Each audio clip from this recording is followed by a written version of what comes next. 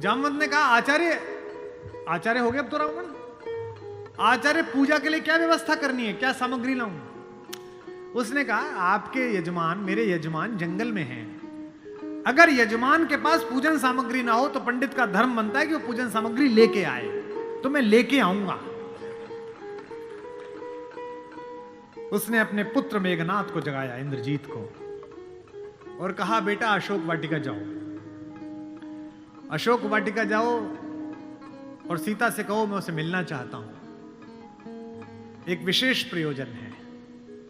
थोड़ी देर बाद खुद पहुंचा और कहा सीते, तुम्हारा पति राम लंका विजय का यज्ञ कर रहा है, उसके पास पुरोहित नहीं है, कल सुबह मैं उसका पुरोहित बनूंगा, लेकिन एक विवाहित व्यक्ति की पूजा अधूरी है अगर उसकी पत्नी उसके पार्श्व में ना बैठे। क्योंकि तुम उसकी पत्नी हो तो सुबह ये इंद्रजीत रथ लेकर आएगा, तुम स्नान करके नया वस्त्र पहनकर इस रथ में बैठ जाना, क्योंकि मेरे यजमान की पूजा पूर्ण होनी चाहिए, मैं पूर्ण पूजा का पुरोहित नहीं हूं।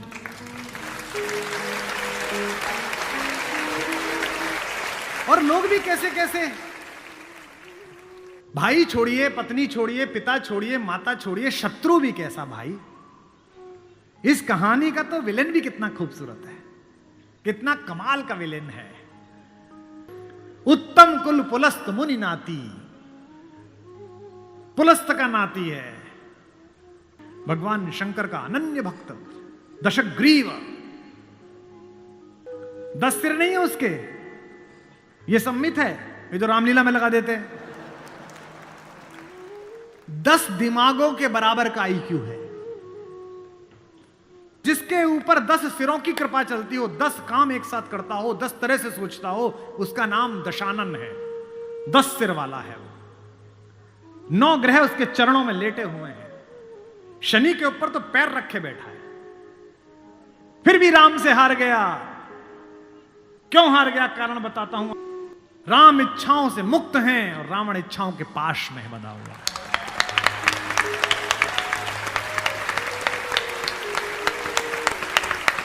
फिर जागना कि रावण मनुष्यों पर राज्य करता है, राम मनुष्यता पर राज्य करते हैं।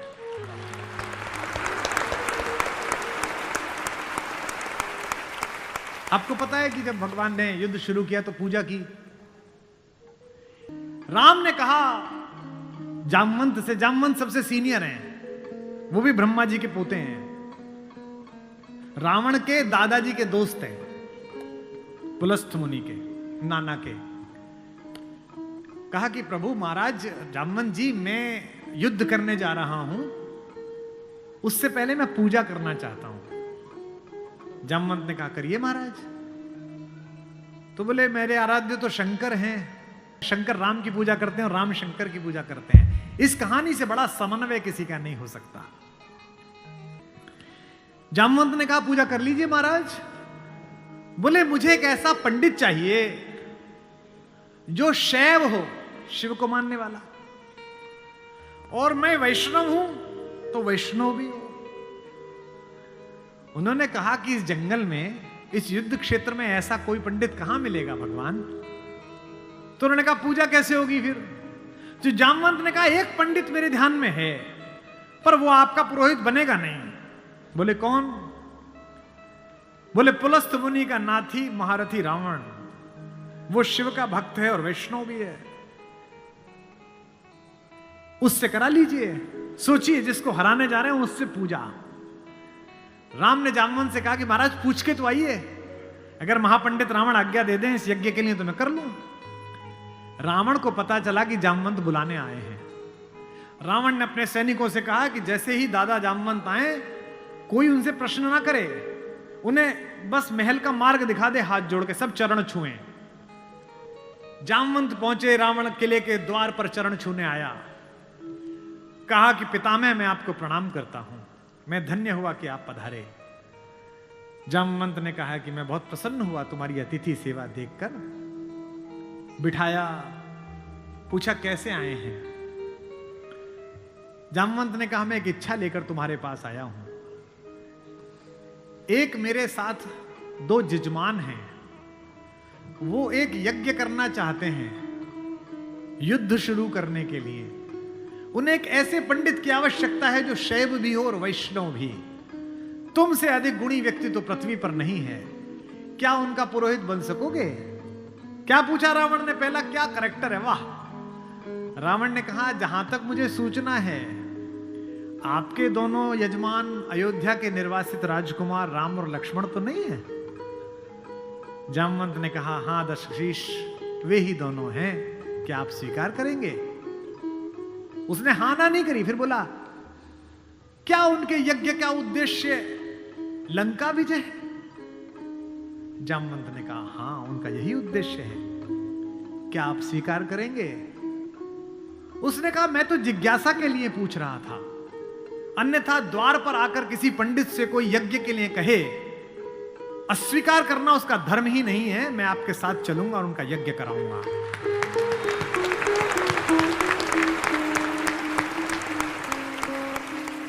जामवंत ने कहा कि क्या मुहूर्त निकला? उसने नवग्रहों को बुलाया, बोले इधर बैठ, तू इधर बैठ, तू इधर बैठ। वो तो अपने ही हाथ में था, तू मिनिस्टर ऑफ स्टेट, तू फुल कैबिनेट। बता कितने बजे?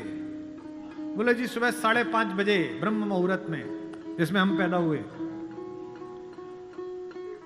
तो उसने कहा ठीक है, 5:30 बजे का मुहूर्त निकला, मैं 5 बजे आ जाऊंगा। जामवंत ने कहा आचार्य हो गए अब तो रावण, आचार्य पूजा के लिए क्या व्यवस्था करनी है, क्या सामग्री लाऊं? उसने कहा आपके यजमान, मेरे यजमान जंगल में हैं, अगर यजमान के पास पूजन सामग्री ना हो तो पंडित का धर्म बनता है कि वो पूजन सामग्री लेके आए, तो मैं लेके आऊंगा। उसने अपने पुत्र मेघनाथ को जगाया, इंद्रजीत को, और कहा बेटा अशोक वाटिका जाओ, अशोक वाटिका जाओ और सीता से कहो मैं उसे मिलना चाहता हूं, एक विशेष प्रयोजन है। थोड़ी देर बाद खुद पहुंचा और कहा सीते, तुम्हारा पति राम लंका विजय का यज्ञ कर रहा है, उसके पास पुरोहित नहीं है, कल सुबह मैं उसका पुरोहित बनूंगा, लेकिन एक विवाहित व्यक्ति की पूजा अधूरी है अगर उसकी पत्नी उसके पार्श्व में ना बैठे। क्योंकि तुम उसकी पत्नी हो, तो सुबह ये इंद्रजीत रथ लेकर आएगा, तुम स्नान करके नया वस्त्र पहनकर इस रथ में बैठ जाना, क्योंकि मेरे यजमान की पूजा पूर्ण होनी चाहिए, मैं अपूर्ण पूजा का पुरोहित नहीं हूं। और कहा कि तुम्हारी लंका से मुक्ति केवल पूजा तक की है, पूजा होते ही उठना और इसी रथ में वापस बैठकर अशोक वाटिका में आ जाना। क्या तो सीता, क्या राम और क्या रावण, क्या कहानी है ये। सुबह यही हुआ, शिवलिंग की स्थापना हुई, बालुका की मृत्यु से एक विग्रह बनाया राम ने अपने ओजस्वी हाथों से। राम आजानुबाहु हैं, घुटने तक हाथ आते हैं उनके, ये पुरुषोत्तम का लक्षण है। महाराणा कुंभा वे भी आजानुबाहु थे। कभी कुंभलगढ़ के किले में जाइए, 3 फीट का शिवलिंग है, नीचे बैठ के अपने ही हाथ से लोटे से रुद्राभिषेक करते थे बिना उठे। वे भी सूर्यवंशी थे, राम आजानुबाहु थे। उन्होंने अपने बड़े बड़े हाथों से शिवलिंग तैयार करा, धोती पहने हुए, तिलक लगाए हुए तेजस्वी रावण पहुंचा। राम और लक्ष्मण ने आसन से खड़े होकर अपने पुरोहित को प्रणाम करा। आचार्य, मैं दशरथ का पुत्र राम अपने छोटे भाई लक्ष्मण के साथ आपको प्रणाम करता हूं। दोनों ने पैर छुए रावण के और कहा कि आचार्य आसन ग्रहण करिए। आचार्य ने पूजन प्रारंभ किया। ओम गणपति गंगावाय। अब ये कि पत्नी कहां से आए? आचार्य ने पूछा राम से। मेरे यजमान विवाहित है? राम ने कहा हां आचार्य मैं विवाहित हूं। अपनी धर्म पत्नी से कहिए कि वो आपके पार्श्व में आकर बैठे। राम ने कहा आचार्य मेरी धर्म पत्नी मेरे साथ नहीं है। तो जामवंत ने कहा आचार्य अब पूजा कैसे होगी? बोले पितामह मैंने आपसे कहा था कि किसी यजमान के पास अगर सामग्री किसी भी तरह की पूरी ना हो, कोई व्यवस्था पूरी ना हो, तो आचार्य का धर्म है कि वो पूरी व्यवस्था बना के लाए। बेटा इंद्रजीत, यजमान की पत्नी को उनके पार्श्व में स्थापित करो। अपहरण गई हुई मां हमारी जगत जननी भारतेश्वरी पार्श्व में बैठी, पूजन प्रारंभ हुआ, सारी अर्चना हुई। और पूजन के बाद रावण ने कहा कि मैं आप दोनों यजमानों को आशीर्वाद देता हूं कि आप दोनों जिस संकल्प के कारण ये पूजा कर रहे हैं, आज सारे देवता उपस्थित होकर आपके संकल्प को पूर्ण करें। मैं आशीर्वाद देता हूं। हमारे गांव में गीत गाया जाता था, बना पुरोहित रामचंद्र का जय का वर दे आया। जब चलने लगे तो राम ने पूछा, बोले आचार्य दक्षिणा? तो आचार्य हंसा, बोला त्रैलोक्य की संपदा आपके आचार्य के पास है, कुबेर का रथ आपके आचार्य के पास है, ऐसे में मेरा वनवासी मुझे क्या दक्षिणा देगा मेरा यजमान? तो राम ने कहा कि मैं रघुवंशी हूं, दक्षिणा के बिना पूजा कराना मेरे लिए निष्फल हो जाएगा, आप दक्षिणा तो मांगिए। तो रावण ने कहा कि मैं आपसे समय पर दक्षिणा मांग लूंगा। राम ने कहा उस समय में देने योग्य बचा या ना बचा? आचार्य बता तो दीजिए कि दक्षिणा क्या है। आचार्य ने दक्षिणा मांगी, उस पर रावण को भी राम की तरफ से प्रेम भेजा जा सकता है। आचार्य ने कहा मेरी दक्षिणा यही है कि आचार्य का जब अंतिम समय आए तब दोनों यजमान मेरे सामने उपस्थित रहें। एक अंतर समझ लेना राम और रावण में, आप ढूंढना आपके अंदर रावण है कि राम है। राम के पास जो है वो पर्याप्त है और रावण को जो प्राप्त है वो पर्याप्त नहीं है। रावण के पास पंचकन्याओं में पूजित हमारे मेरठ की पंचकन्याओं में सबसे सुंदर स्त्री मंदोदरी जैसी सती मां उनकी पत्नी है, लेकिन उसके बाद भी जंगल में घूमते हुए एक तपस्वी की वलकल पहने हुए युवती को अपनी रानी बनाना चाहता है। लेकिन युद्ध के आखिरी दिन जब रावण पड़ा हुआ है नीचे, निश्चेष्ट उसका शव पड़ा हुआ है, तो मंदोदरी ने विलाप करने के बाद पूछा, वो कहां गया जिसने इसे मारा? लोगों ने कहा वहां बैठा। समुद्र के किनारे शाम ढल रही है, सूरज डूबने वाला है और रघुवंशी राम उदास एक पत्थर पर बैठे हुए कि इतना रक्तपात क्यों हुआ, दुखी है राम लाशों को देखकर। मंदोदरी गई, कमांडो खड़े हुए हैं उनको रोकने के लिए, लेकिन देखा कि माता मंदोदरी आ रही है तो पुलिस वाले हट गए, वानर हट गए, पीछे से पहुंची। चिंताग्रस्त राम ने अचानक एक स्त्री की छाया देखी जो पैर के आसपास आ रही है। राम सचेत होकर उठे और पलटकर कहा कि देवी मैं आपको प्रणाम करता हूं, इस निर्जन रण क्षेत्र में आप कौन हैं? मंदोदरी ने कहा, हे राम, मैं रावण की दुर्भाग्यशाली पत्नी मंदोदरी हूं। राम ने कहा, मां मैं आपसे क्षमा चाहता हूं, आपका पति बड़ा तेजस्वी था, महाज्ञानी था, उच्च कुल में पैदा हुआ था, ब्रह्मा का वंशज था, लेकिन उसने अनीति की थी इसलिए मुझे उसको मारना पड़ा। मैं आपके इस शोक के लिए क्षमा चाहता हूं।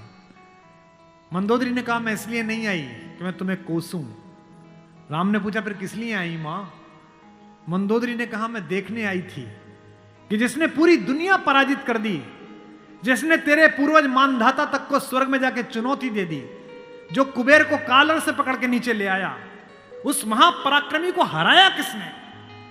ऐसा उसमें क्या है जो मेरे पति में नहीं था? तो राम ने पूछा कि मां आपको पता चला क्या है? बोले हां पता चल गया, आने से पहले ही पता चल गया। राम ने पूछा क्या अंतर है? बोले राम एक मेरा पति था जो मेरी जैसी सुदर्शना होते हुए भी तेरी पत्नी चाहता था, एक तू है कि पीठ पर से भी परिस्त्री की छाया पड़ी है तो उठकर खड़ा हो गया है, ये उसमें तुझ में अंतर है।